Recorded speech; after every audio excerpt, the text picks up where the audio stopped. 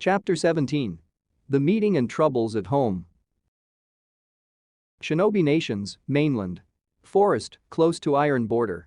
Naruto and Mei walked side by side on the dirt road with Chijuro somewhat lagging behind. The three were nearing the land of Iron for a meeting between nations. They soon noticed that the landscape was becoming much more white with snow, and the temperature dropped very suddenly as they neared the mountainous country. We should stop somewhere for tonight, the meeting doesn't start until tomorrow. Mayheim, I think that there is an inn coming up according to this map. How about we stop and rest, maybe get some warmer clothes? Mei turned to Naruto and glanced at the map before looking around again. I suppose you are right, Naruto-koi, it is getting a bit late and a little too cold for my taste. Chijuro, are you fine with stopping for the night? Chijuro looked up at the smiling Mizukage and smiled himself, nodding his head in agreement. Then it's decided, let's pick up the pace a bit. The three jumped into the trees and made the trip last only a few more minutes. Arriving at the old Japanese-style building, the three ninja entered and were welcomed by the woman at the desk. Welcome travelers to the Iron Fang Inn, how may I help you? Naruto walked up and decided to do the talking for the group. Hello, we are three shinobi from Kirigakura and we need a room for tonight. Preferably a private area, because if we have an important person with us. Naruto whispered the last part, referring to Mei who was just watching the two interact. The woman behind the desk looked at the two behind him and silently noticed the air of authority that Mei radiated and nodded, quietly slipping Naruto a room number for them to go to. We have a wonderful dining area, if you would like to head there before you turn in for the night. It's just right through the doors to your left. Please be aware that we have other guests, and while we welcome all to our inn, we would like to keep the peace here, so please no jutsu of any kind. Naruto nodded and all three entered the dining hall. It looked very homey and nothing like what Naruto would have believed the inside to look like. It looked more like a tavern with the welcoming fireplace, multiple oak tables filled with adventurers and travelers of all kind, drinking sake and laughing their troubles away. The room became oddly quiet when the three walked in. All eyes went to the two male ninjas' weapons and Mei's breasts, much to her own and Naruto's anger. Continue about your business. Mei announced and slowly everyone turned around, but not without one last peek at the red-haired vixen. Damn perverts. She whispered, finding an empty table in a dark corner for them to sit away from them all. Naruto turned to Chijuro and the boy wasn't looking too good, slightly huffing from the exertion of carrying the large sword without any rest. Oi Chijuro, go find our room and put your sword away. You shouldn't have to carry it everywhere. Chijuro took the slip of paper Naruto handed him with a smile and nodded, running to their room so he could get back quickly. Naruto moved to Mei's table and sat right next to her, scooting his chair over further so he could loop an arm over her shoulder. Mei smiled as she turned to look at him, sighing lightly in happiness to be in his arms even outside the village. Her hand moved to his thigh and she leaned into his shoulder, whispering to him. It's been so long since I've left the village because of my responsibilities, I'm glad we get to go together, Naruto. Naruto smiled, using his hand to pet her ankle-length hair in an affectionate fashion. I'm glad too, it's like a little adventure. Mei looked up into his eyes. With a very big reward. Naruto nodded and took a sip of the newly arrived drinks, a glass of milk for himself and a glass of water for Mei. Yes, I really hope the alliance will pass, I'm not so worried about the daimyo, but the Kage can be difficult to persuade. What do you think, Mei? Mei sat up a bit and took a sip of the drink, allowing the cold liquid to go down her throat. I'm on board for the alliance, but it's true, Iwa and Kumo will be skeptical of it. But, with some talk I'm sure we can resolve it. The blonde was just about to continue the discussion when a group of travelers arrived at their table, all had weapons of some type concealed amongst their clothing. Naruto made eye contact with them, while Mei tried to ignore them by looking away. Their leader didn't like that, so he moved into her new line of sight. Mei sighed in annoyance, some men had no limit to their pursuit of women, even when they weren't interested. Can I help you? Naruto asked with much venom laced in his voice. The leader turned to him with a scowl. Can't you see I'm trying to talk to the lady here, Mist Boy? Why don't you head back up to your island while I have nice little date with this lady here? Naruto glared at the man and Mei let out a low growl for this bastard to disrespect her fiancé and herself. If that's the way you, Naruto began to stand up while revealing one of his new katana, but was stopped when Mei placed one of her slender hands on his chest, slightly rubbing it to calm him. Mayheim? Mei smiled and slowly stood up from her chair to stand at a height equal to the idiots in front of her. Naruto-koi, allow me to show you why men should know not to go anywhere near a committed Uzumaki woman, especially me. Naruto gulped at her icy tone, slightly wishing he had some popcorn for what was coming up. The tavern had grown quiet again as Mei smiled brightly towards the 5 men in front of her. The leader took this as a sign of affection and made a move to grope her breasts. Her next move made everyone's eyes widen in shock. Moving with lightning-quick speed, Mei moved forward and shot a fist right into the man's gut, causing him to go flying back into the wall with a thud. Whipping a strand of hair away that had gotten in front of her revealed eye, Mei looked at the 4 terrified men in front of her but widened her eyes in shock when all of them collapsed by unseen causes. Seeing a yellow flash, Mei turned back towards the table and found Naruto sitting at the table, watching her with a smile. She shook her head and walked back over to her seat, allowing Naruto's possessive arm to circle around her again. That was a wonderful show, Mei, your strength rivals that of Tsunade for sure. Must be in the blood. Mei giggled a bit at that, playfully flexing her slender arms for Naruto. You know, I could have handled those 4 myself. Naruto nodded in agreement but tightened his hold a bit more. I do know that, however, I got in the mood for something to punch when you hit that guy, so. Then I hit them. Besides, I wanted to do something, they were ogling you even while you punched their boss, it was disgusting. Mei smirked, groping Naruto's junk under the table, making him squeak in surprise. Mei took notice that it was already getting hard and looked at him with devilishly alluring eyes. And you are saying you didn't ogle me when I got up or when I punched him then?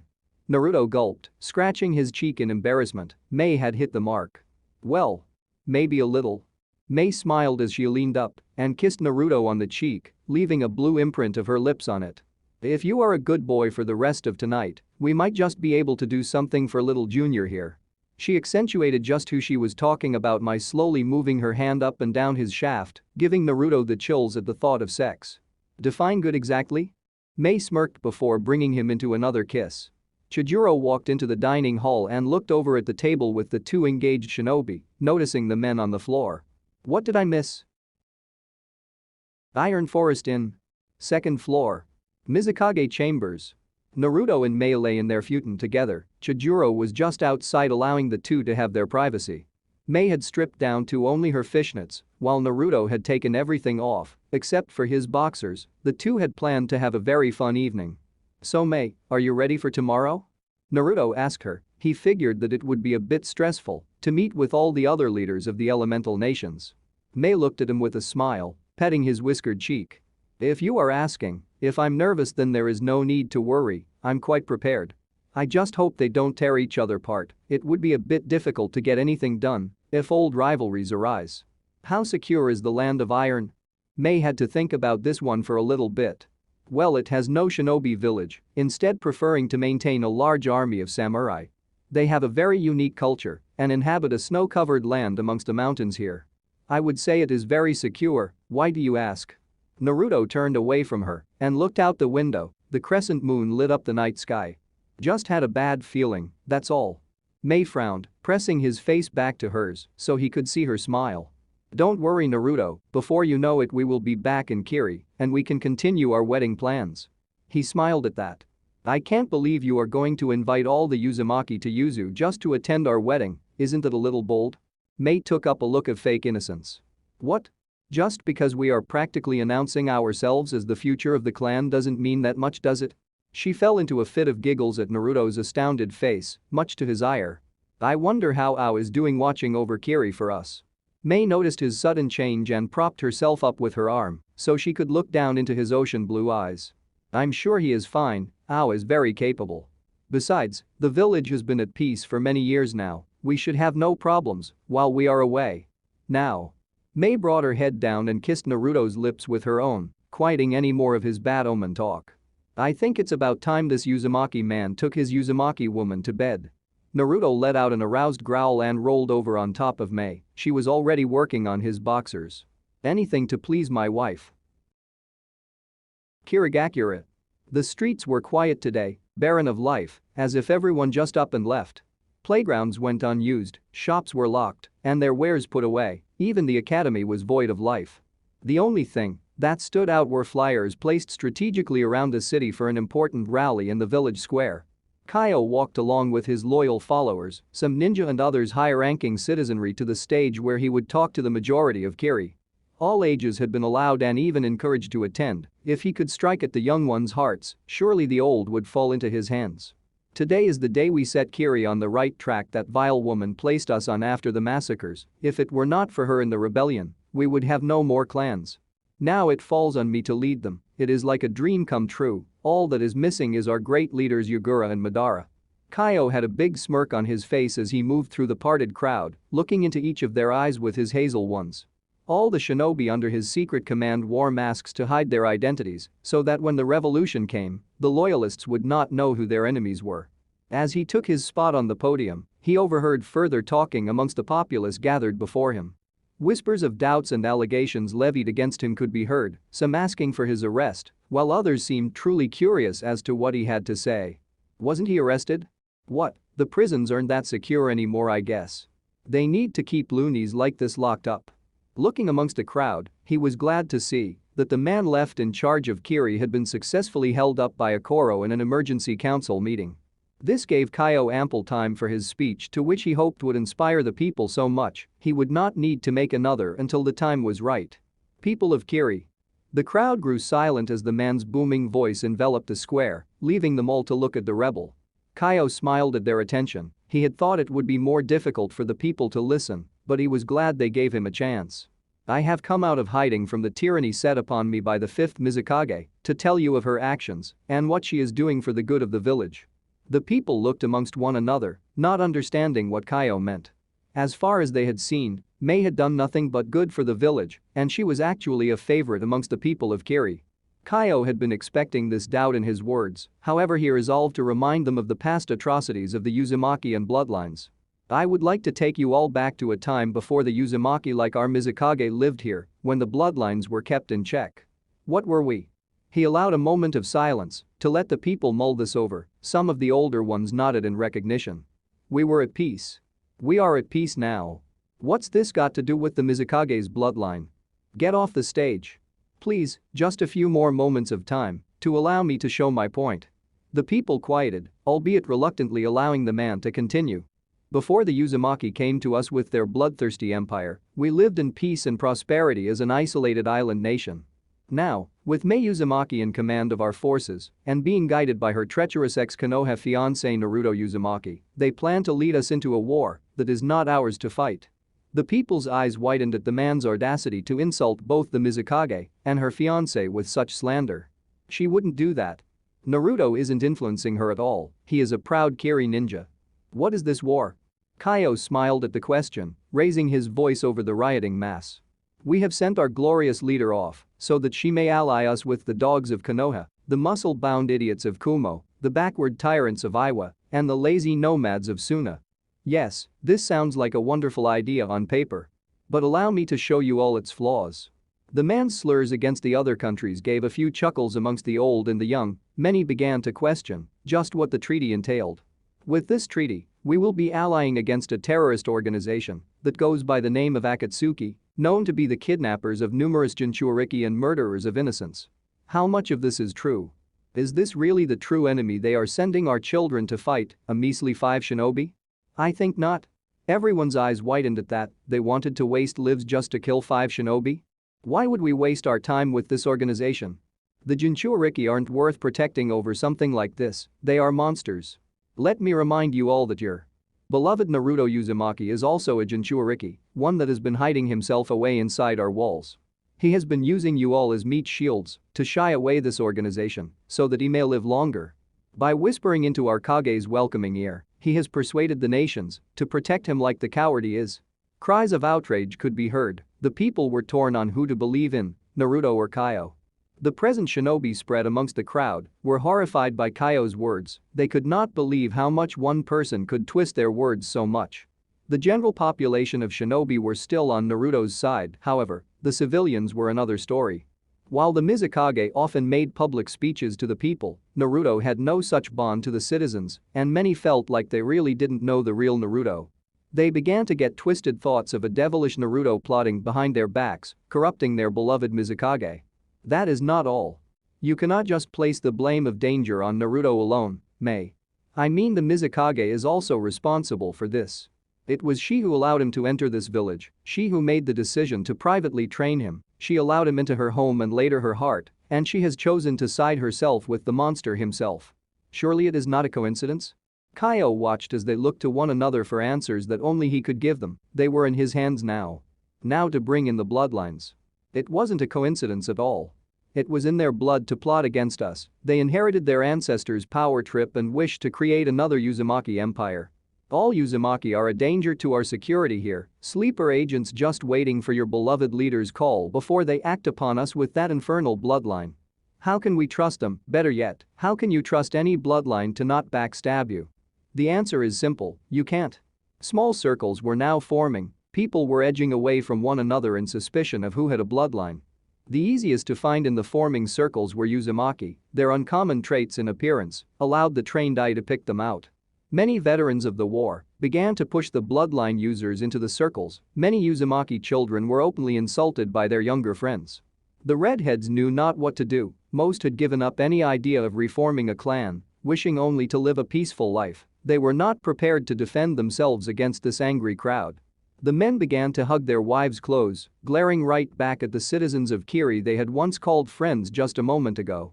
The violet, gray, and green-eyed Uzumaki weren't the only ones to be segregated. Many of the Hayo and Ranmeru clans were pushed amongst them as well. Their bloodlines had been common knowledge amongst friends for some time.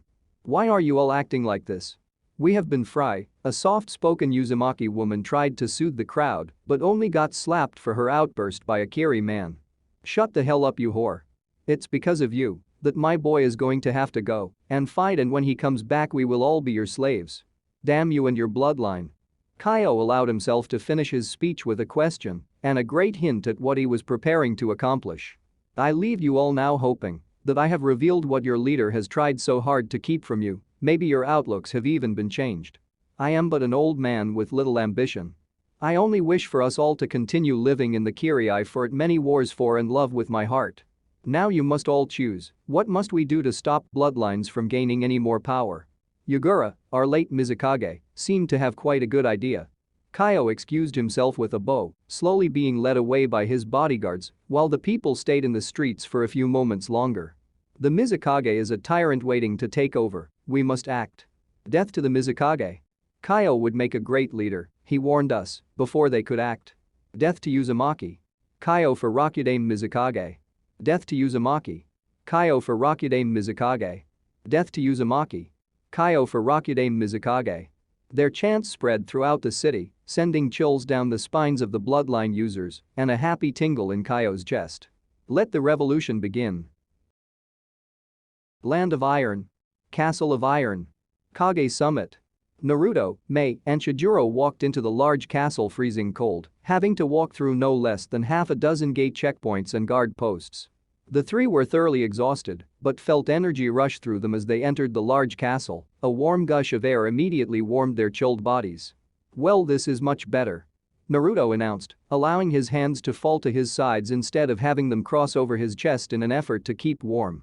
Mei had to agree, she was not in the right clothing for an extended stay in cold, snowy weather. She observed a samurai captain, evident by the wolf pelt hanging off of his back, walk up to their party. We have been waiting for you. The Hokage has yet to arrive, but my patrols outside say they have seen them coming, so you shouldn't have to wait too long. Please follow me to the meeting room. Naruto and Mei looked at one another and shrugged before following the man up a winding amount of stairs, coming to a stop before a heavily guarded hallway and large oak doors. This is the room. The captain nodded to either guard on each side, and they pulled the handles with all their might, leaving the doors to slowly open. You may rest assured, you are in good hands here. I wish you luck during your meeting, Kiri-san. Silently thanking the man, the trio walked inside to be greeted by the people inside already. Welcome to the summit, Mizukage-sama, please have a seat in front of your country's banner. The apparent moderator announced, motioning for her place to sit. Your bodyguards may walk up the stairs there to the higher platform, there are seats for them right behind the flag. Naruto didn't like the idea of the bodyguards being that far from the leader, but said nothing. His eyes widened when he felt something wet hit his lips and turned to see Mei kissing his cheek, smiling as she pulled away.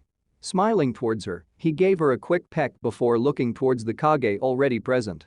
Naruto immediately spied Gaara first. The red head was easy to spot, they both simply waved at one another with smiles. Naruto then turned to look at the Hokage, but was stopped when he was given a bone-crushing hug by the man, courtesy of his amazing strength. The man was crying tears of joy for seeing the boy again, the one who had saved Yugito and allowed his brother to rap in someone else's ear all day. Naruto. I have missed you. I was wondering if you would be able to attend. We still have that wrestling match that we must attend to. Kiri is going down. He accentuated the challenge by giving Naruto a double thumbs down. Naruto just laughed at him. I don't think so. If I can wrestle a giant crocodile, I think I can wrestle you. Naruto was referring to the time where he was training out amongst the island chains of Kiri when a huge crocodile attempted to eat him. His only real way to beat it was to use a Rasengan, which barely scratched it, but satisfied it nonetheless. Naruto figured it had an itch that the technique was able to scratch. We will see, my young friend, we will see. A patted Naruto's shoulder before walking back over to his seat, allowing Naruto to make his way up to the platform. Naruto looked to his left and found Kankuro and Temari looking at him with pure amazement, the second time they had seen him since 3 years ago. Naruto faintly noticed that Temari was uncharacteristically blushing and Kankuro was smirking like a madman. Hey Naruto, didn't think I would see you here. Naruto turned the black-clad shinobi. Yeah, well, I wasn't about to let my fiancé go somewhere without my supervision. Temari lost her blush after that, unfortunately remembering he was taken. Kankuro stopped talking when the doors opened and Sanada Senju, the Godame Hokage of Konohagakure, walked into the room with Sakura Haruno and Kakashi Hatake. The Iron Moderator welcomed them and sent the 2 bodyguards up to their place, while Sanada made her way to the head of the oddly shaped table. Kakashi walked past Naruto with a mere nod and Sakura gently laid her hand on his shoulder as he walked by, sending him a reassuring wink. Naruto smiled back at her and observed the start of the meeting between the 5 shinobi nations. Now that all of the participants have arrived, please place your hats on the table. All the Kage did as asked, allowing the man to continue. You are here today because the Hokage has called this meeting. The Kage glanced at one another before staring at Sanada, who did not even flinch at their suspicious attention towards her. My name is Mifune of the Land of Iron, and I will be your moderator. The meeting will now begin. The Kage glanced at one another, wondering who would start the so far awkward meeting between them. Gaara quietly sighed in his head, this would get them nowhere if they could not speak, so he cleared his throat, getting everyone's attention. I'll go first, so listen up. Inoki scoffed, the boy had a lot of nerve to take the lead when he had so little experience in not just being a village leader, but being in the ninja world. The roster of Kage sure has changed since I last saw all of you. You in particular, Kazukage, must be very unique if they gave you that position at such a young age. Your father must have had a hand in that, however, it appears he forgot to teach you manners when amongst your elders. Inoki rebuked the boy, noticing with a grimace he didn't seem to change much from the rebuttal. Gaara mulled this over, not really seeing a way to please the older man other than agree. I suppose so. I would expect that my people judged me well enough before they elected me to be a Kage. Inoki broke out into a fit of laughter, much to everyone's annoyance. Ha. Very cheeky of you, brat. Mei butted into the old man's fun, she was tired of them not getting anything done. Tsuchikage, please stop interrupting in the middle of another person's speech. Mei turned her head towards Gaara, waving a hand towards him. She could see what looked to be hidden gratefulness and smiled. Kazukage, please continue. I am a current host. But I have come close to be killed by Akatsuki because of what I hold inside of me. Naruto, the Mizukage's blonde bodyguard in the stand, is also a Jinchuriki. He can also attest to the level of danger Akatsuki represents. A few glances were sent towards Naruto and a few mumbles between one another about the argument. After my capture by Akatsuki and rescue at the hands of Naruto, I quickly requested support from other countries as Sanada has done. I, however, was met with no aid. With a great number of hosts remaining at our last estimates, we may still be able to contain Akatsuki before they get any more power. Inoki scoffed once again at the boy's comment. Containment? A country should be able to look after its own hosts if it wants to keep them. If it can't, then it is obviously not deserving of being called one of the 5 great shinobi nations. It is an embarrassment if you would ask for aid after their capture, it shows weakness and a sense of little honor. Gaara was angered after that, as was Mei. How old was this man really? Says the man that had both his Jinchuriki hosts captured without doing a damn thing about it. Naruto whispered in the stands, his hands clenching in anger. Kuretsuchi watched him from the other side of the platform carefully, sizing him up as a possible opponent to attempt to kill the Tsuchikage. My appearance. My honor. I believe that we all have no time for such old-fashioned thinking, not anymore. Inoki gritted his teeth at the boy's insult. Little brat. Mei decided to join in again, using her knowledge of the previous Mizukage to base her assumptions. Surely we must not need to act with such haste? It must take time to tame such beasts of pure chakra, who in the world could possibly have that ability anymore? Inoki looked up towards Naruto and then back to Gaara, both looked at him curious as to what he was thinking. The host must be in sync with the beast to subdue and ultimately control it. Even then, it is still difficult to control the chakra that flows through you. Right, Kazekage? Gaara was silent, not from embarrassment, but from his general lack of knowledge on the subject. Naruto knew it would be frowned on, but he felt like he should say something. I mean no disrespect everyone. Naruto felt his face become a bit red when everyone turned toward him, obviously wondering what he wanted to add. Naruto swallowed. But my friend Gaara has always had difficulty controlling his beast, or at least, that is what he has told me.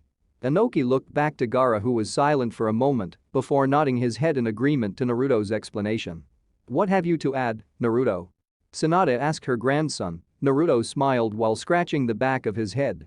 Well, since Killer Bee isn't here, I felt that I should just clarify that Tsuchikage's statement, since I too can control my beast to such a level of full 9 tails.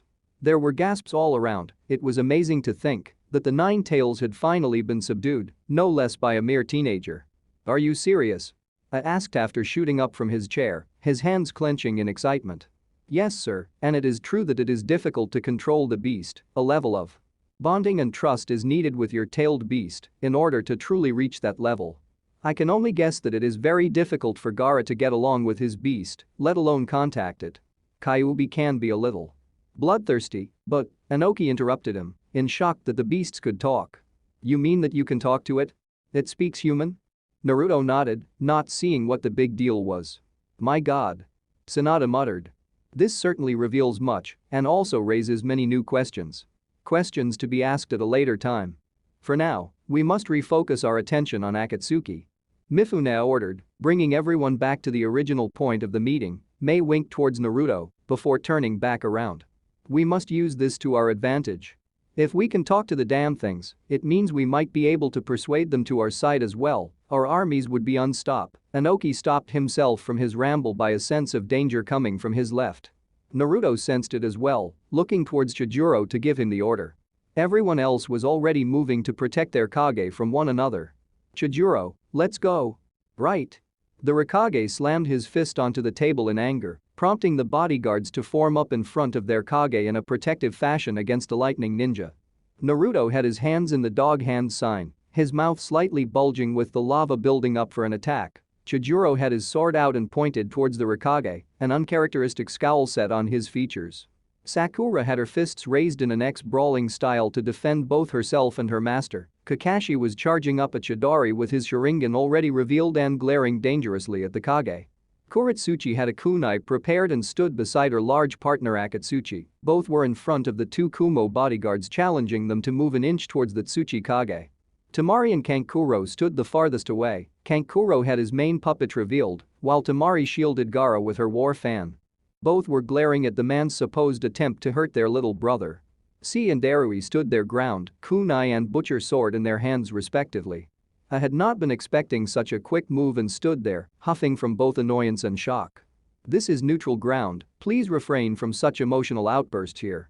Mifune warned the Raikage, who just sat back down in his seat after waving his bodyguards away. Naruto Koi, Chijuro, it's fine now. Mei told them. She had a small smirk and was quite amused by the exchange.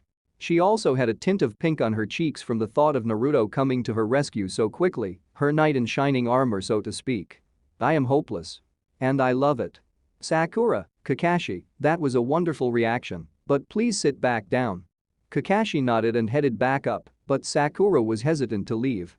Only a serious gaze from her master made her go back up without further argument. Tamari, Kankuro, it's over. The siblings reluctantly parted from the floor, none too pleased the Kage were so forgiving. Inoki merely motioned for his 2 guards to head back up, neither wishing to disrespect him. Yes sir. Akatsuki seemed a bit disappointed there would be no fight, but heeded his order. Soon all the bodyguards were settled in the stands, albeit it was much more tense between them. I hate to admit this, but it is necessary so we all know where we stand. Iwa, Kiri, Suna, and even my Konoha have had members in the Akatsuki, something that shouldn't be overlooked. Sanada ground out, she was not pleased by the piece of information.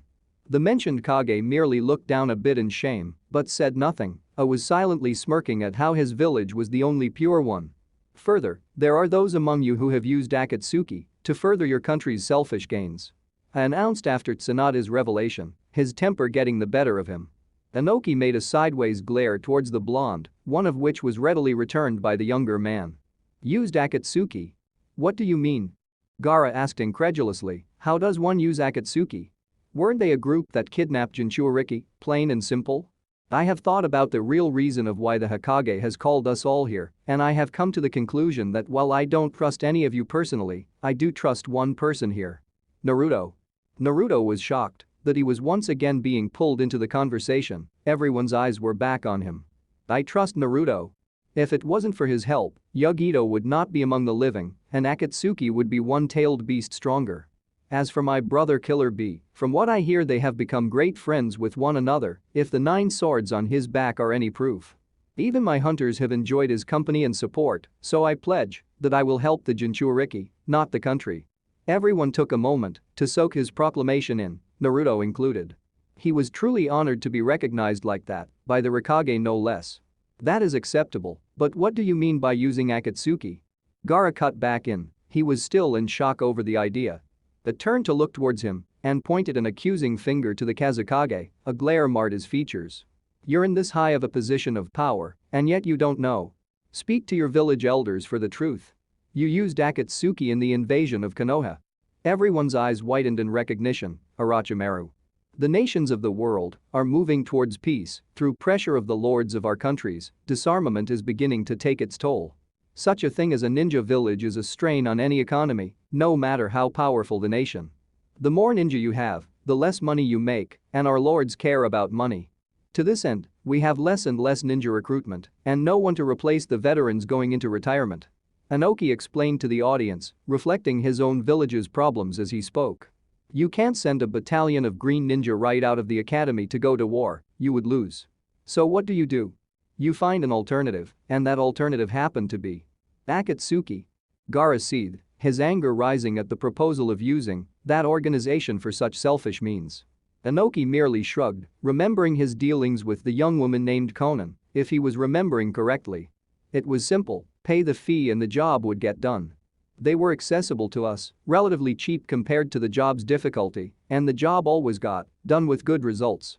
I turned towards him, intent on having his opinion known. That was what I meant, you shouldn't be bragging about using that damned organization Tsuchikage. Inoki merely huffed in his chair, leading A to become more pissed. Akatsuki was used in Suna's war with Konoha, Orochimaru. Finished his original thought, Sanada decided to butt in with her own intel from Jiraiya. It is unclear whether he was still in Akatsuki at that time Hokage. Merely glanced in her direction with crossed arms, stating his defiance. Both the Kazekage and Hokage died during that conflict. Mei whispered, although it was picked up by everyone in the room. They bowed their heads in respect to the lost. Yes.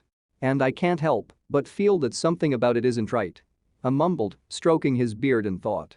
While I hate to do this, mostly for Naruto's sake, it is true that Kirigakura has been rumored to be the so-called seed of Akatsuki. You are by far the most suspicious amongst the gathered nations here. Your hasty treaty with Suna and talks with Konoha mean nothing to serve your strange isolation from the world. That accused, silently apologizing to Naruto who was seething in the stands, feeling horrible he could do nothing to take the guilt from Mei's shoulders. Mei glanced up at Naruto, sending him a smile, before turning back to the accusation. I'm sorry Naruto, but for once I must shoulder this responsibility on my own. You will understand once you become the leader of the clan, sometimes you must take the burden for yourself. Actually, there is a popular belief that my predecessor, Yugura, was controlled by someone. It could have been Akatsuki, but I didn't want to start a panic with an investigation. However, Mei was interrupted by an irate A. You mean to tell me that you knew and willingly? The angered man was then interrupted by Inoki who was determined to set the youngster straight. You leave her alone about this Hokage. It is because of you and your country that some of us have had to resort to using Akatsuki to keep ourselves afloat. Your country did not disarm after the last major war, forcing us to compensate with the impossible. Mei took that as a sign to continue before A interrupted again. I was about to say that I believe that Akatsuki's leader and the manipulator behind Yagura's manipulation was none other than Madara Uchiha. Everyone was shocked at this. Madara Uchiha? How was he still alive after all this time? I thought he was dead. Inoki muttered. Mei also noticed Sanada nodding her head a bit in recognition. I am not sure I understand the possibility either, but our source has been confirmed. As they were deciding what next to speak about, Mifune decided to step in and give his opinion. As the neutral country here, I must say that this Madara knew right when to strike at our weakness. The Kage turned their attention to the center table where Mifune sat. He used the knowledge of the disarmament and decreasing escalations to reveal himself so that we couldn't refuse. Not even the land of iron has been immune. To have all 5 of the Kage here though, it provides us with a golden opportunity that has never been proposed before. The Kage looked at one another, already guessing at what was going on. What do you think of a 5-nation shinobi alliance? An alliance? That's a bit of a quick jump from talking, don't you think? You can't be serious, work with one another? It's not such a bad idea actually. Everyone's eyes turned to Tsunade for her differing opinion. With Akatsuki becoming more of a threat and possibly a true doomsday scheme on their agenda, we must consider working together to quickly end the threat. The Kage glanced between each other again, wary eyes cast back and forth. We need a command structure so we can be clear on who is in charge. That's the question though. Who would be in charge? Inoki muttered, not exactly liking the idea of taking orders from someone. We must allow the neutral party to choose, lest we fight with one another. Mei added, she wasn't in the mood for more arguing. All nations other than Iwa and Konoha still have a tailed beast, leaving those 2 countries at a slight disadvantage in strength. Sanada and Inoki clenched their teeth, hating to sound weak in front of the other Kage. Kiri is too dangerous to trust fully with the possible origins of Akatsuki stemming from their nation. Information leaks could become rampant and communication would be sporadic at best. Mei looked down in shame, Naruto's features became more pronounced and his eyes flashed red. Not to mention she is a woman. Mifune added as an afterthought in his mind. Suna's leader is too young to be taken seriously in a commanding position, many find it hard to address him by his current title. Gaara merely nodded, he understood and would prefer not to have the position anyway. Kumo would be a fine choice, if not for their leader's unpredictable attitude with his emotions. Mifune pointed out the busted table for an example. Spurring men into battle with a fine speech and emotion in your tone is one thing, but if you can't keep calm in a simple talk such as this, how can you expect to be taken seriously? Merely growled, Mifune decided to restate his position as moderator. This is only my opinion of course. Konoha and Iwa both have had or used Akatsuki members with their villages, also as I said before both are at significant disadvantages without Jinchuuriki on their side. So what exactly are you Jet? I was interrupted when someone or something burst through the floor in the middle of their meeting table, a loud hello echoed throughout the room. The bodyguards quickly took up spots in front of their Kage. Naruto opted to take his swords out this time, instead to defend Mei. What the hell? Proclaimed, quite angered by the interruption. Akatsuki Gaara asked to no one in particular, not familiar with this particular member. It appears so. Inoki muttered again, glaring at the new arrival. Ooh. Look at the 2 Jinchuuriki here, boss will sure be pleased. Naruto and Gaara received concerned glances from the party around them, both shifted into more defensible positions in case he was here to take them. The plant man seemed to just remember something, slapping his head in punishment. Oh yeah, I almost forgot to announce my boss's arrival, he is here along with his apprentice, and he has something he wishes to say. End of chapter 17. Chapter 18. Party crashers and rivals clash. Land of Iron. Castle of Iron. Kage Summit. Everyone's eyes widened at that. Madara was here, moved quicker than anyone in the room, quickly latching onto the man's neck with his strong grip. White Zetsu grimaced, the man's strength was astounding. Where is he? Where is Madara Uchiha? Whispers spread amongst those gathered in the room during A's interrogation of the Akatsuki. Madara's apprentice? Who is that? Mei questioned, wondering who the man could possibly choose as a successor. Naruto shifted uncomfortably, having a bad feeling about just who this apprentice was. Chijuro was too young to remember Madara from anything other than a textbook and just remained in a defensive position near the Mizukage. Naruto? Do you think his apprentice could be? Gaara began to question him, not bothering to name the person. Naruto looked at the red head before looking down at the ground, slowly nodding his head. The other Sand siblings just looked at their brother for guidance, not understanding what he meant. Madara Uchiha? Wasn't he from Konoha? Kuretsuchi asked that Tsuchikage, who strummed his beard and thought. Yes, he was the leader of the Uchiha at the time of Konoha's founding, I believe. When the position of Kage was given to the Slug Queen's grandfather instead, he went off to Kiri. Sanada glared over towards the Tsuchikage for the nickname, to which Inoki only smirked. It tuned out their voices, only focusing on the puny plant man that he held in the palm of his hands. To his annoyance, the man was actually smiling, even though he was in such a predicament. Slightly tightening his grip, made his voice be known throughout the room, silencing everyone. Tell me where he is. If you don't, I won't go easy on you. Zetsu seemed to ponder this as everyone looked at him, expecting him to talk. Well, I suppose I could give you a hint. Zetsu was stopped from talking further when the man's hand suddenly crushed his windpipe, effectively cutting off his only way to breathe or speak. It was fuming with anger that the man was so stubborn, his body shook from his intense emotions. Mei glared at the large buffoon of a man that stood before her. What was he thinking? It turned around and looked at his pale-skinned bodyguard. See, let's get started. I want him found now. C nodded, bringing his hands up into a ram hand sign to better help him concentrate. Yes, sir. Mei decided to speak up, still angry over what the man did to the Akatsuki member. Why did you kill him? If you had captured him, we could have interrogated him for info about the Akatsuki. Gaara addressed her instead of the angry Rikage.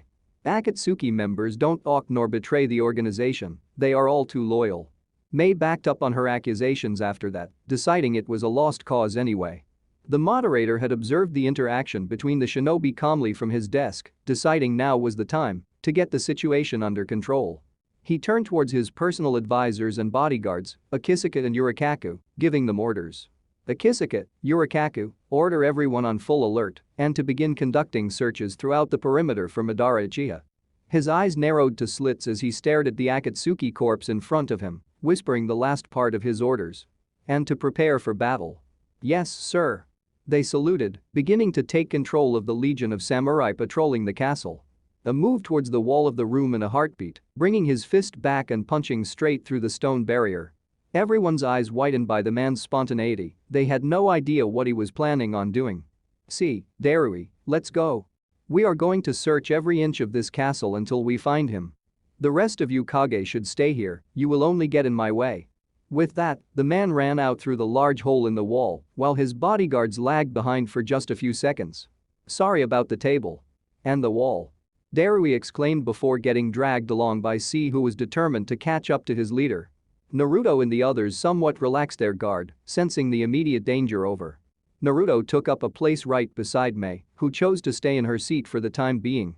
Chijuro got down from his crouching place on the table to stand on Mei's other flank, his sword holstered for now. Inoki just shook his head condescendingly towards the brash Rikage, staying in his comfortable chair as well. How rude that youngster is. He always has been an unruly child, seems like it has carried over to him being a Kage as well. Yurikaku, a balding man with a scarf covering the lower part of his face, lifted up a part of the scarf and clicked his communicator. Everyone, prepare for battle and search the grounds for Madara Uchiha. I want 3 platoons guarding the tower's entrance. He received multiple rogers and affirmatives from the samurai squad leaders throughout the castle.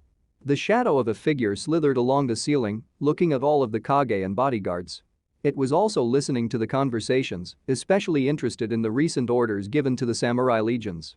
Believing now would be a good time to report to his master, the figure slowly sunk through the wall and back to the lower levels of the tower. Castle of Iron. Ground level. Balcony. A masked man stood on a balcony overlooking the welcoming area for the building. The orange swirl mask hid his face from the boy who stood beside him. They both wore Akatsuki robes over their clothing, and both had their Sharingan revealed. Looks like they are on the move. Madara noted, the movement of samurai had picked up since the last 5 minutes. He had sent Zetsu to the upper level to alert the Kage of his presence. The boy only grunted, the smirk on his face did not seem to want to go away. Madara glanced towards Sasuke His apprentice, wondering why he was smiling so much now. "Why are you smiling, boy?" Sasuke looked at him with his new eyes, courtesy of a dead Itachi Uchiha. "I have been given a new power thanks to my dead brother, one that I can use to destroy my enemies, destroy Naruto."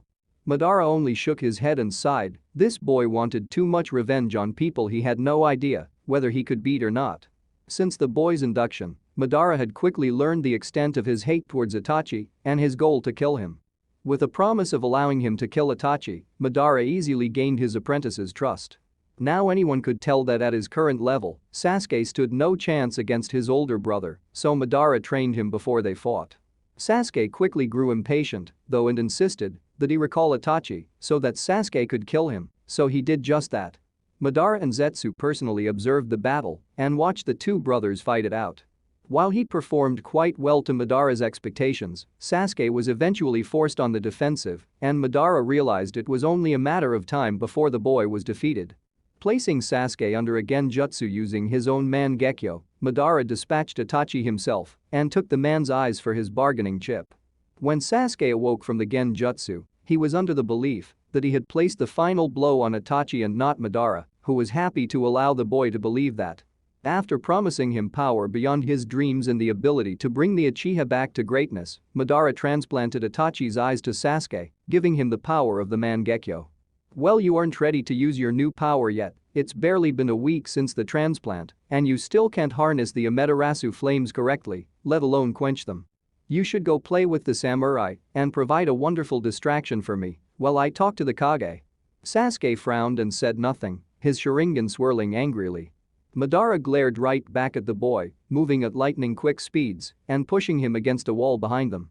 He gripped the boy's cloak and kept him still as his eye bore into Sasuke's, demanding power and respect for the old ninja. "Do you understand that, Sasuke?" he asked with a cold, warning tone. Sasuke glared but nodded, knowing he could do nothing against Madara. Yet, Zetsu chose this as his moment to arrive, quickly taking in the scene of Madara holding Sasuke to a wall. The man wanted to smirk at the surprise on their faces but chose the option that would allow him to keep his head, reporting to his leader. "Leader Sama, I have alerted the Kage of your presence. I should also warn you of the samurai and Raikage, both parties are looking for you right now." Madara seemed to ponder this, hesitating for a moment with his hold over Sasuke. Sensing the man's focus taken away, Sasuke broke free of him and jumped off the balcony. Madara and Zetsu leaned over the side to watch what he was doing. The boy moved slowly towards the center of the welcoming area, the exact place where over 20 samurai were guarding. Madara shook his head again in disappointment but knew that no matter how he did it, Sasuke would defeat the men down there with his current power level.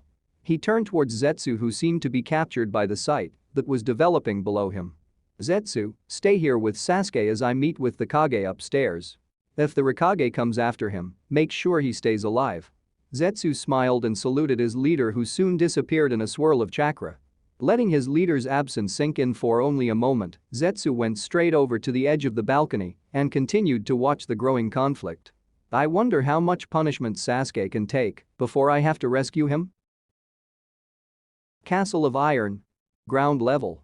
Sasuke strode up to the battalion of samurai who stood before him, a murderous smirk dead set on his features. The samurai looked to one another and their squad leaders, not sure what to make of the young man that stood in front of them now. The captain of the samurai forces walked to the forefront of their line, the men giving respect by parting their crowd for him. Sasuke looked at him with little interest. The only difference of this samurai was the wolf pelt on his back, nothing else seemed special about him.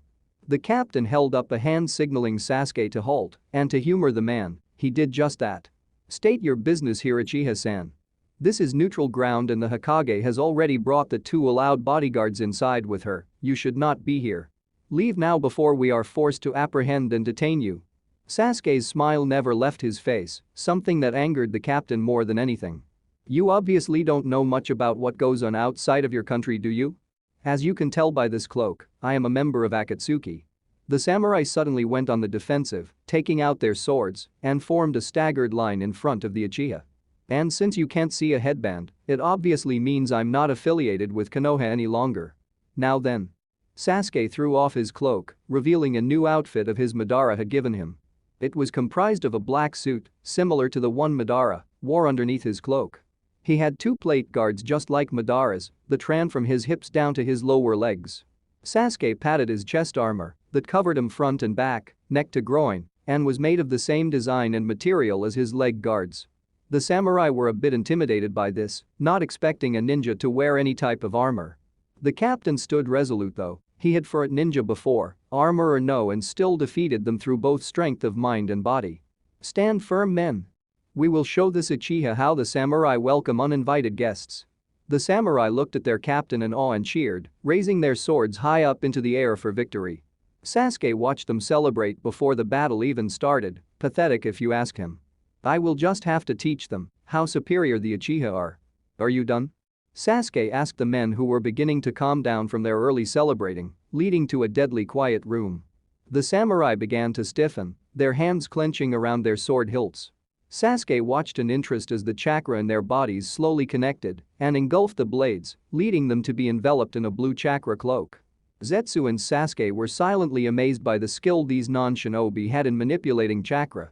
I'm surprised that samurai can do that. Surprised? We samurai of the land of iron are far more disciplined than a major nation's troops. We have gone toe-to-toe with legions of shinobi for the independence of our nation and have won before. The captain announced, angry at Sasuke's indifference towards them. I was actually a bit surprised, but it doesn't matter now. You may have faced so-called legions of shinobi before, but you have never fought against me, Sasuke Uchiha. Sole inheritor of the Uchiha clan's Kekkei Genkai, the Sharingan. Enough of this meaningless talk, destroy him. The samurai obeyed their leader's order, jumping towards Sasuke and launching crescents of chakra from their blades, shaped similar to their swords. Sasuke smirked, gathering up lightning chakra into his blade, he blocked each strike that came too close. The samurai watched in mute horror as their attack was defeated so easily. The captain analyzed the boy as he finished up with their attack, the wall behind him littered in craters and marks where their attacks missed or were deflected. The lightning affinity? It explains why he was able to defeat our attack so easily. Looks like we will have to try something else. Before he could order the men to change their tactics, Sasuke charged forward and sliced the man beside the captain. Blood sprayed onto his armor and Sasuke's face as the boy went on a rampage throughout their line, slicing right through their thick armor like it was butter. Ordering his men to fall back, the captain moved to defend the one obvious way up to the Kage meeting room, the staircase. Sasuke had only taken down 6 when he noticed the remaining 24 samurai had fallen back in front of a door. Knowing that it was only a matter of time, Sasuke started to slowly walk towards the men, relishing in the occasional nervous twitch or gesture they would exhibit. Castle of Iron. Second level. A, C, and Terumi were running through a corridor searching for Madara Uchiha. They had already checked the previous floors and were running out of places to look. The group's mood, especially the Rikages, had started to deteriorate since they began their search.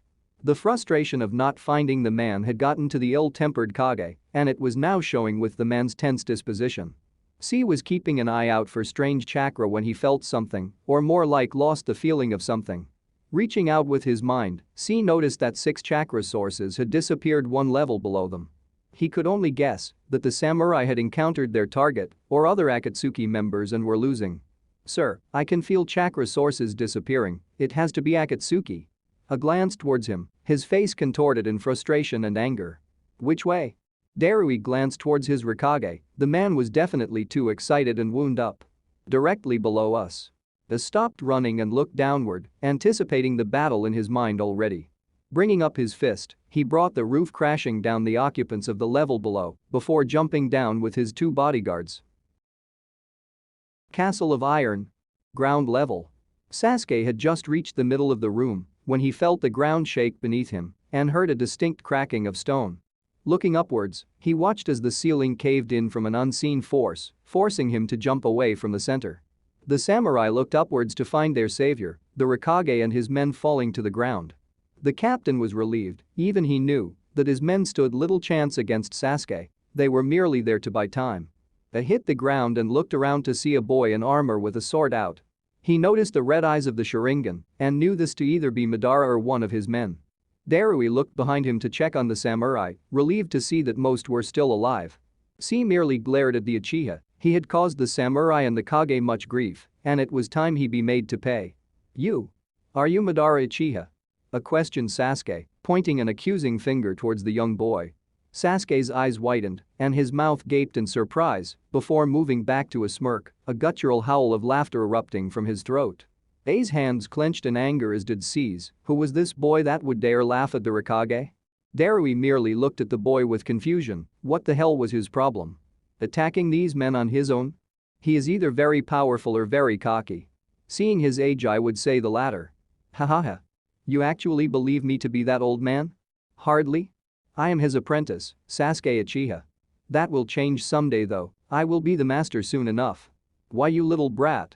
I'll teach you to disrespect me. Sasuke took a breath to calm himself before launching himself at the man, intent on testing his power against one of the great Kage. Zetsu observed from the balcony, wondering whether to laugh at or pity the boy for his stupidity. He just won't stop. Who the hell launches themselves at a Kage? Enveloped himself in lightning chakra, effectively shielding his attack from any attack Sasuke could launch. Darui, observing Sasuke ready his katana with lightning chakra, quickly went through hand signs before shooting a concentrated stream of water at Sasuke. Water release? Water encampment wall. Just as Sasuke landed a few feet from the Hokage, the stream of water impacted him and forced him back and up into the air. Sasuke glared at Darui as he was pushed away by the water, but his eyes widened when the man began to do additional hand signs and build up chakra in his hands. C smiled at Darui's ability. It was one of the many reasons why he was chosen for bodyguard duty. The man was able to use both water and lightning release proficiently and at the same time. Having both elements also allowed him the ability of storm release, an uncommon Kekkei Genkai found in a few clans within Kumo. Lightning release? Wave of inspiration. Lightning surged through the water, reaching Sasuke in mere seconds. The blast of electricity shocked the Uchiha and made him cry out in pain. Realizing he was in trouble, if he remained there, Sasuke broke free of the current and backflipped away from the three Kumo shinobi. He crouched low with his blade crackling with energy. He challenged them to come forward with a glare. Yo boss, looks like this kid uses lightning. Darui noted and merely continued to watch the boy that glared at him. Watch it, the Uchiha are known to have a common affinity of fire. Be ready to make another Suiton Darui. C warned, remembering what he learned from his extra studies back in the village. Zetsu continued to observe, silently applauding the Kumo ninja for their observations. They have been fighting for only a few minutes, and the two have already figured out his two affinities. What will you do now, Sasuke? The samurai watched in awe as the battle continued. They could sense the tension between these men. The captain moved his hand to a place right under his face mask, clicking his communicator.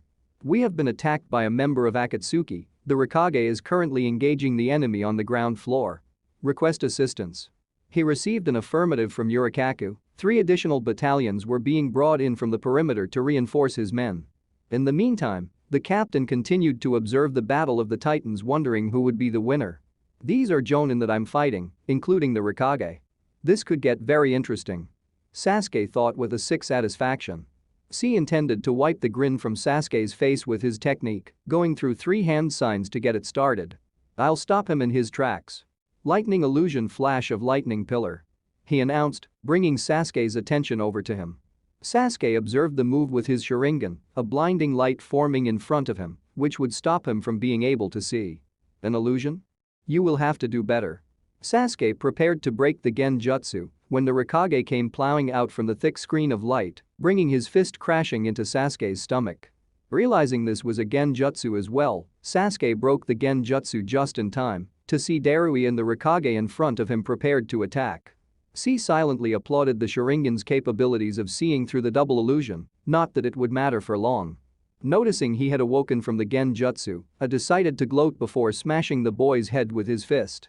You may have seen through the illusion, but it is too late. Sasuke's eyes widened as A brought his fist down upon him in tandem with Darui's cleaver sword. Knowing the kid was in too deep, Zetsu moved quickly to the ground below and pushed Sasuke out of the way.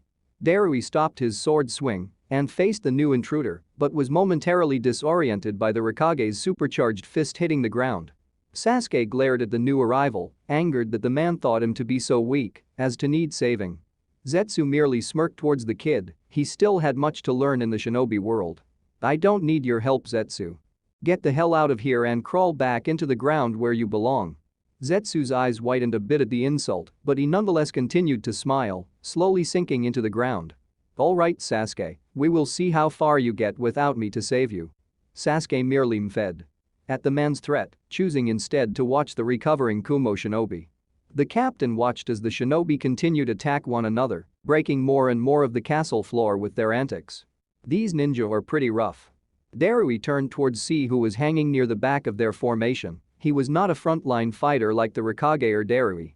Oi C, track that guy will ya? I don't want this guy's friends to keep popping out of nowhere. C looked at his fellow Jonin, weighing his options. Alright. But it will be difficult for me to concentrate on that task while fighting. Darui merely shook his head, inclining his head towards the Rikage and Sasuke.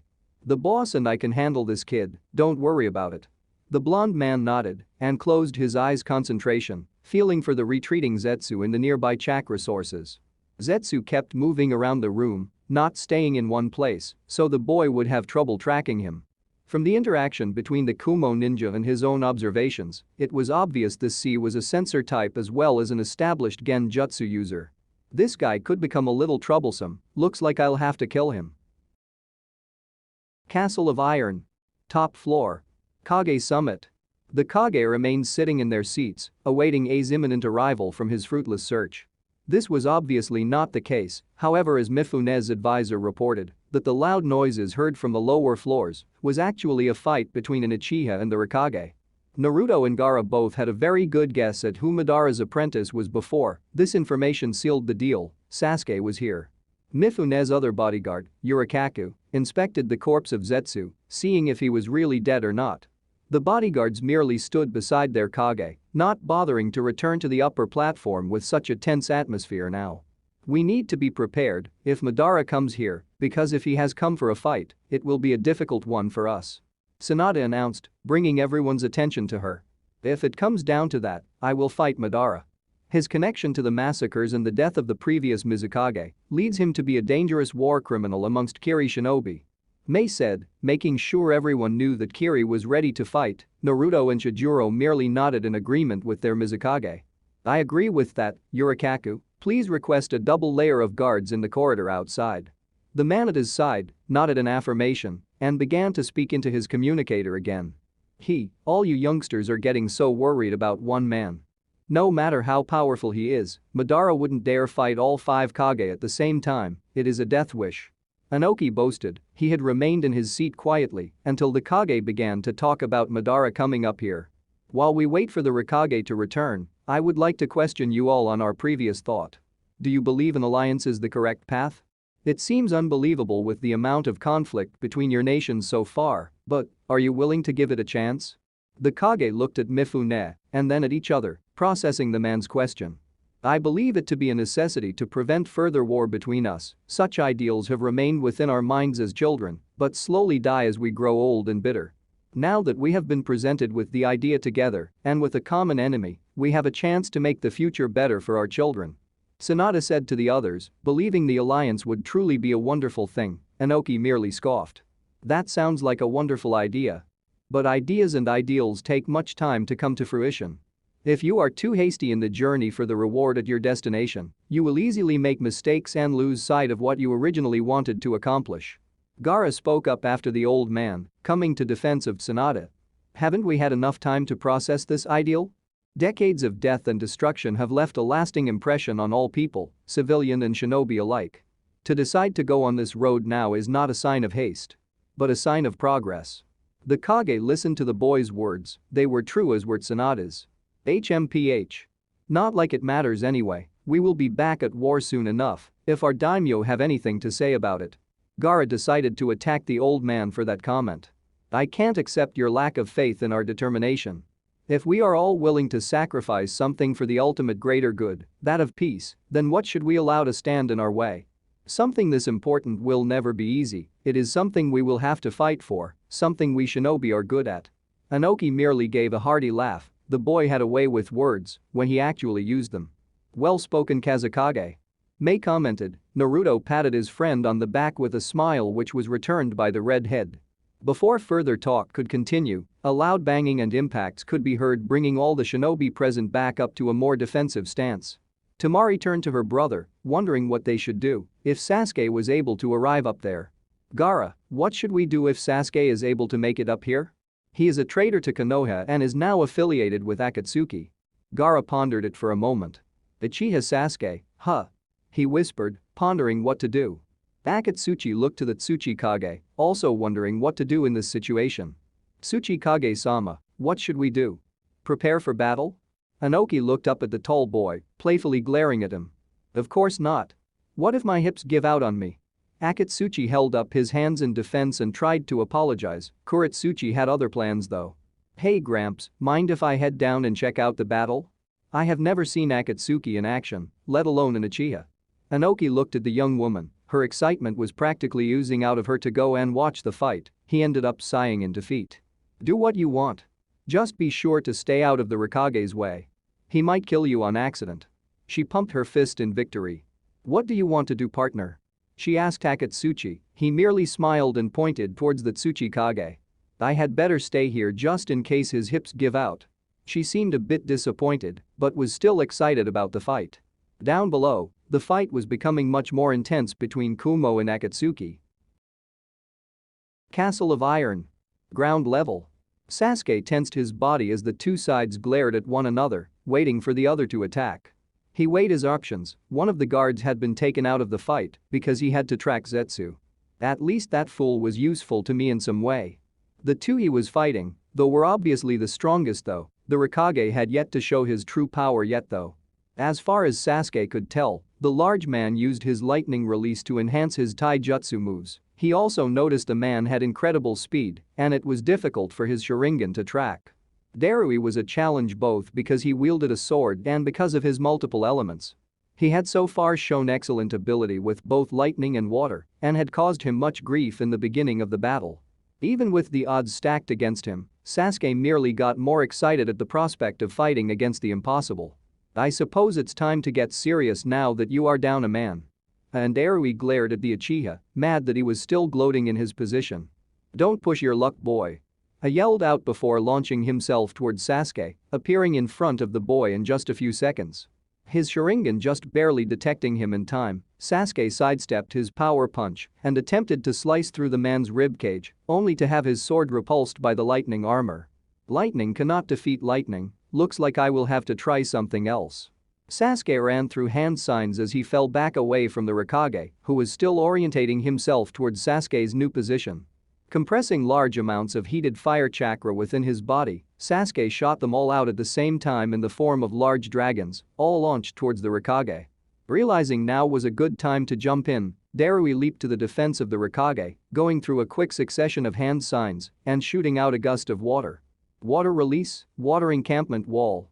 Sasuke glared at the man as his dragon slowly dissipated from view and became steam. He had forgotten about that one. Not for long. Using the confusion, Sasuke quickly created basic clones of himself and launched them in different directions. The Rikage took the bait and pursued the nearest one to him, however, C was unable to be fooled and watched as the real one headed towards Darui. Darui, look out! That's the real one.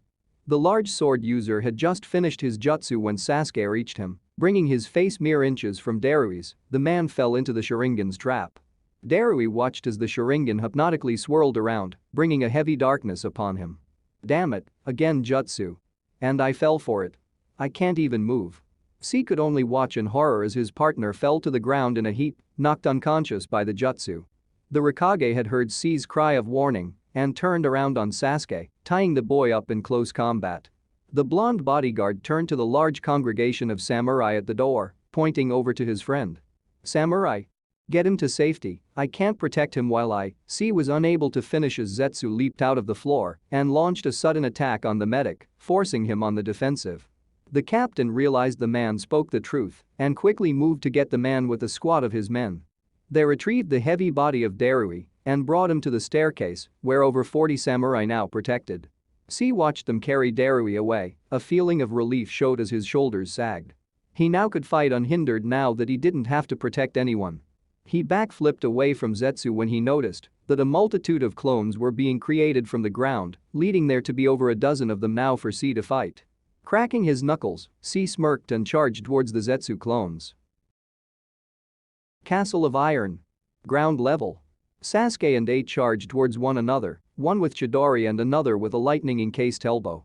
Sasuke used his Sharingan again to predict the movement of the elbow and ducked below it, striking his Chidori straight through the man's chest, where his heart should be. He merely smirked in appreciation for the boy's attempt as the strike actually passed through his armor and grazed his skin. Using your lightning to increase the strength and penetration of your attack? That is Kakashi Hataka's move. To be able to get through my lightning armor is quite impressive indeed. Sasuke was amazed the man was still talking. He was sure he had gotten him in the heart. Feeling himself being lifted up, Sasuke was thrown above the Raikage and then brought smashing back down into the floor. Liger bomb! I exclaimed as he brought Sasuke's head smashing down into the ground, creating a large crater in the center of the building. The samurai watched in amazement as what they thought was the battle to be over. The captain especially was extremely impressed by the sheer power and destruction of the Raikage's technique. So that was the rumored ninjutsu taijutsu of the Raikage, enhancing his taijutsu with lightning-enhanced ninjutsu. I suppose I didn't need those reinforcements after all. C and Zetsu had stopped fighting after the resounding impact, both looking over towards the battle. C smirked. The kid was good, but no match for the Raikage. It's over, you have lost. Zetsu merely gulped. Madara wouldn't be pleased if Sasuke died. C ran over to Darui and got him into a sitting position before beginning to heal his wounds. Darui really couldn't move, but he could still see. Yo C, did he get him? C was about to say yes when he heard the Raikage yell in frustration. Turning to see what was going on, he saw Sasuke Uchiha on his feet and surrounded by some sort of ribcage. What the hell is that? The captain's eyes widened. The boy was still alive? He turned around to see his reinforcements had arrived and taken up positions behind him. The Raikage backed away a bit from him, intensifying his armor's lightning charge. Is this the power of the Mangekyo Sharingan? Sasuke slowly stood up, looking around him in amazement by the power he had activated merely by panicked reflex. He only knew what it was called from Madara's explanation of his powers, the Susanoo. A defensive and offensive technique that would burn anything it touched and protect him from harm, a nigh unbreakable technique. While he didn't do it intentionally, Sasuke was nonetheless pleased with the outcome and smirked towards the Raikage. Now you see the true power of my Sharingan. The Raikage ignored the boy and continued to increase his outward chakra levels, enhancing his power to offset the boy's newfound advantage. C observed the two fighters, taking in what he saw and analyzing it. That must be the Mangekyo Sharingan the kid has in his eyes. The Raikage is increasing his chakra levels so that he can counter the tracking ability with more speed. He is getting very serious. His left eye bleeding from the exertion, Sasuke launched his most recently learned attack at the stationary Raikage, Amaterasu. Holding his place, the Raikage waited until the last second to dodge and sidestep the attack, allowing it to harmlessly go past him and leaving Sasuke open to attack. The blast hit an unsuspecting samurai. The captain ordered the men to put out the flames. C yelled out for them to stop before any reached the ailing man. Don't go near him, those aren't ordinary flames. The samurai looked at him incredulously but did nothing as the man slowly burned to death. The flames go wherever he looks, this is. C was stopped from thinking further as the Raikage launched another attack, preparing to hit Sasuke again. Knowing he could no longer keep up with the Raikage, Sasuke used his chakra reserves and placed black flames around his Susanoo armor. Damn. No matter where the Raikage hits him, Sasuke will be able to have an effective defense. He doesn't even have to keep up with him anymore. C panicked. The Raikage couldn't get through this defense without getting hurt himself. If the doomed samurai who was writhing on the ground was any idea of what Amaterasu could do, the Raikage was in trouble if he touched the black flames. I was in no mood for negotiation though. The boy had lasted long enough and he had to finish the battle before Madara made an appearance. His arm impacted the Susanoo from behind, cracking and opening the unbeatable defense Sasuke had erected around him. It came with a price. His lower left arm had now been caught by the black flames and threatened to engulf his entire arm and body. Not finished yet, he jumped into the air and focused all his lightning and strength into his leg, bringing himself down upon the wounded and immobilized Sasuke. Now way. Raikage-sama. C whispered, not believing that his leader willingly sacrificed his own arm to hit the kid. He just sacrificed his arm. Whoa. Darui muttered, not believing it either. Realizing he was in trouble and unable to reform the ribcage of Susanoo in time, Sasuke again took the pain and activated his right and left eyes again. Black flames shaped as spikes reappeared in front of the downed Sasuke, creating one last obstacle for the Hokage to pass through if he wanted to hit the boy beneath. They showed no signs of stopping, however, knowing that this was maybe the one chance they had to defeat such a powerful opponent that could create a headache for them in the future.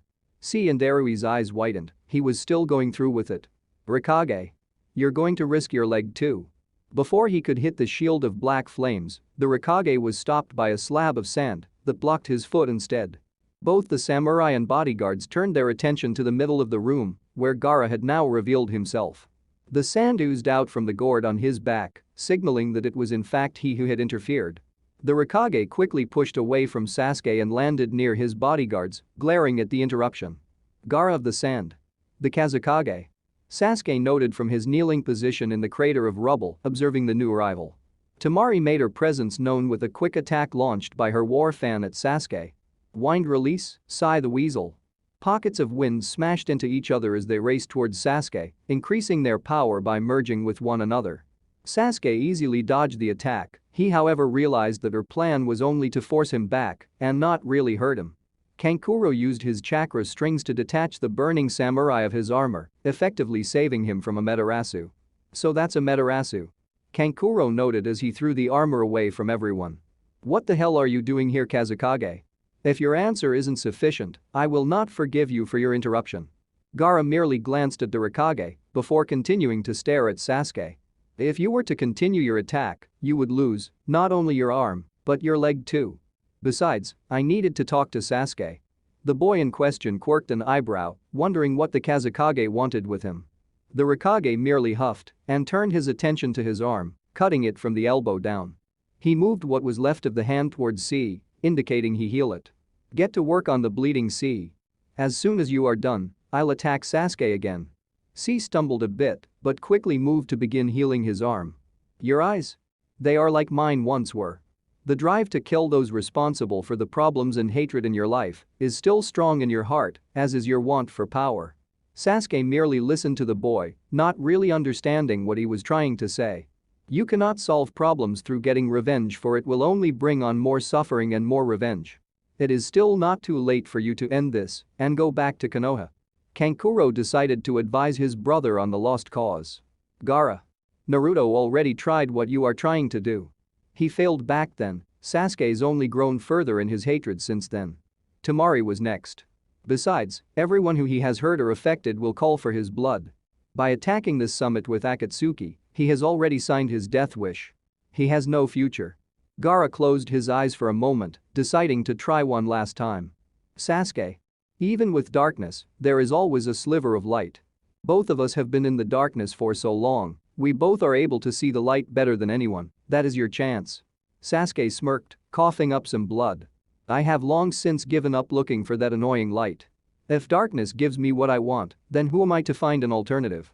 That was it, Gaara knew he had lost him. Gaara.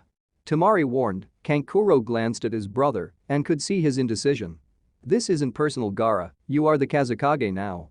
A single tear fell from his eye, his attempt to bring someone back from the dark, someone precious to his friends, and he had failed. Yeah. I know that. The Sand siblings launched their attacks at the same time, while Sasuke struggled to stand up straight. Sasuke defended himself once again with his ailing Susanoo, the ribs were losing their color and size quickly from the brunt of the attacks. Gaara launched a sand strike against him, but was blocked by Amaterasu. I see you still have your ultimate defense, Gaara. Sasuke noted, Gaara merely narrowed his eyes, bringing around another strike at Sasuke. Darui got up finally, free from most of the Genjutsu's effects. He ran to join the Suna party, while C finished up with healing A's arm. Wait, Suna. I'll help, let me attack first then follow up.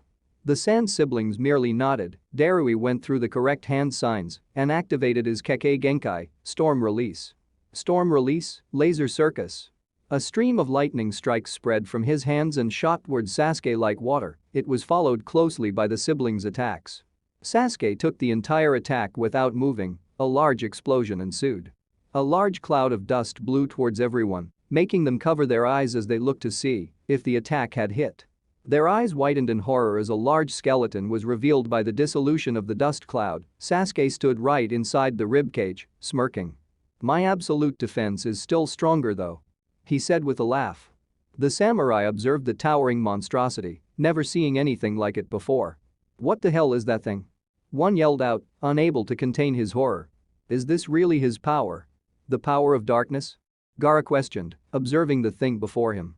Only those who give themselves to darkness can attain this, the third power of the ultimate Mangekyo Sharingan, full Susanoo. Susanoo?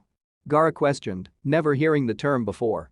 So there is another power to the Mangekyo Sharingan?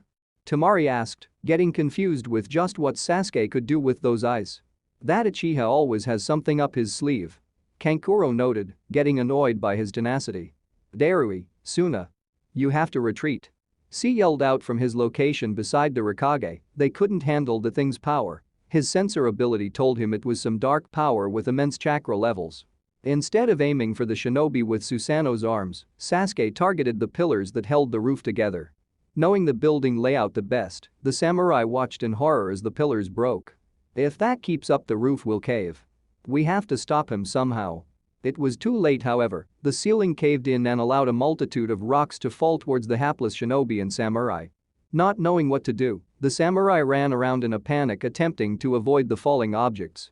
In the confusion of the collapse, Sasuke collapsed to Susanoo and was joined by an irate Zetsu who had to dodge falling rocks to get out. I think it's time we head up top to the Kage, Sasuke. Madara shouldn't be too long now, and Sasuke ignored him at first, merely looking at his hands and clenching them.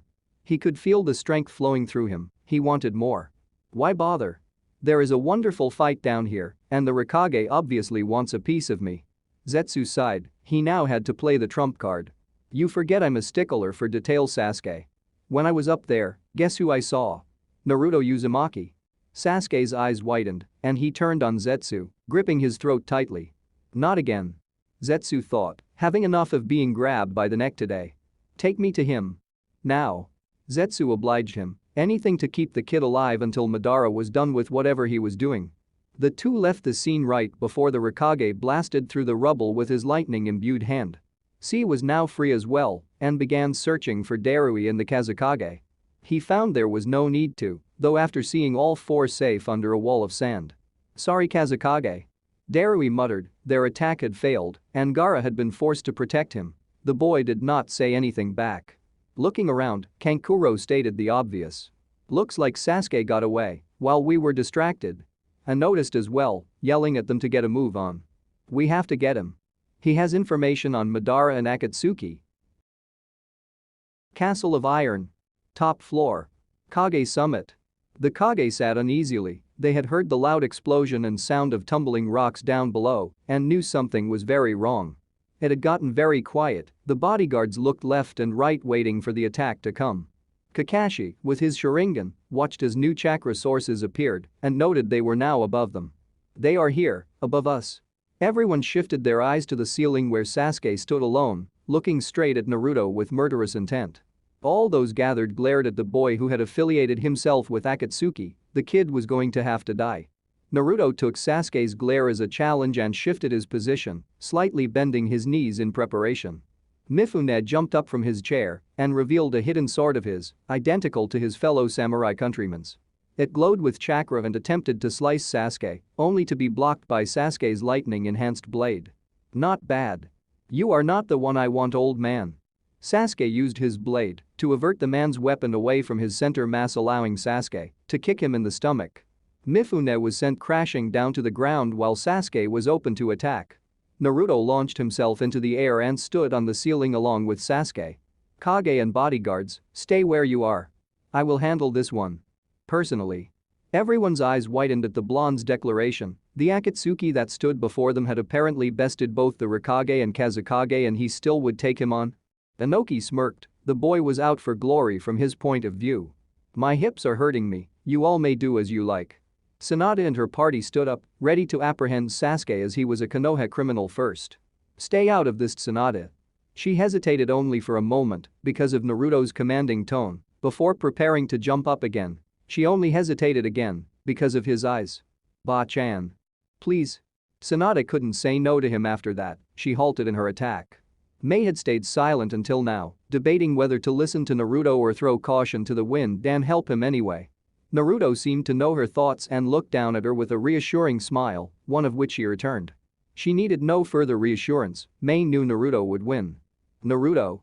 Mei called out, bringing his attention back to her. We are getting married soon. If you don't win. Her eyes turned dark, and her smile evil.